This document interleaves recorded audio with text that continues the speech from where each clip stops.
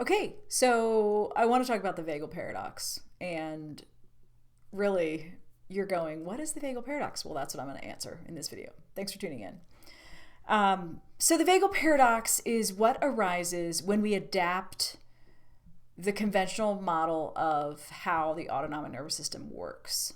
So what I was taught in medical school, what I think is still taught in medical school, is this idea that you have two opposing systems, right?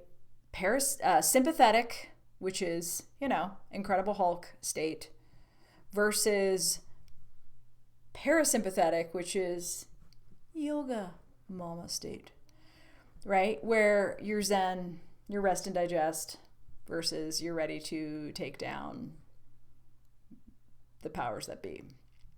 So what happens is and parasympathetic, of course, largely being mediated by the vagus nerve, cranial nerve 10. What happens is the two oppose one another, right, per the conventional model.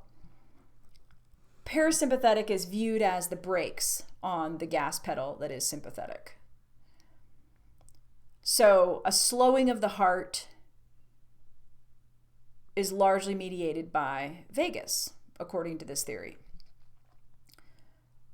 What happens with the vagal paradox is that you have two different variables of how the heart can be slowed.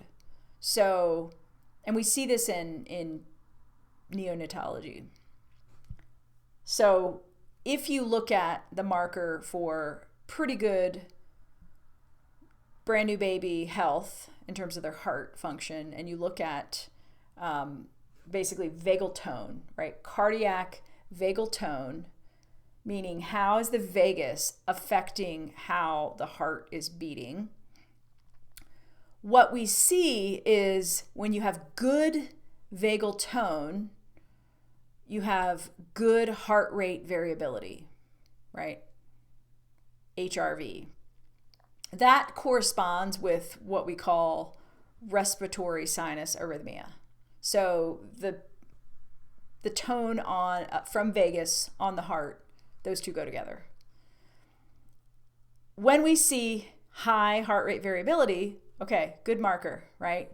And that says high tone, meaning vagus is definitely strongly, doing its thing, breaking the sympathetic system, which is good, right?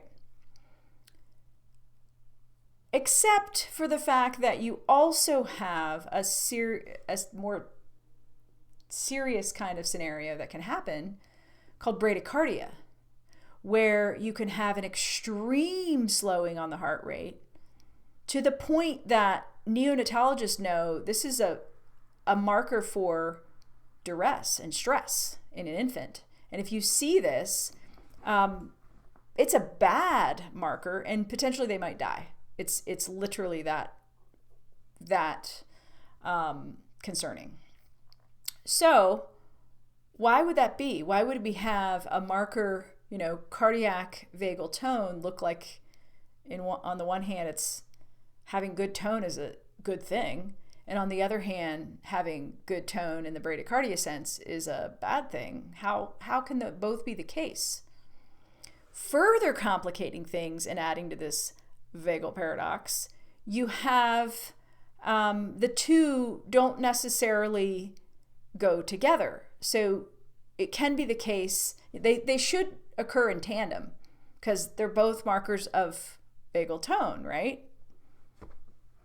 Clearly vagus is dominating over sympathetic. We should have some correlation there, but we don't. In fact, physiologically speaking, they can dance in opposite directions. They can diverge. So that is the vagal paradox. And in my next video, I will propose a solution for the vagal paradox. Thank you for tuning in. Adios.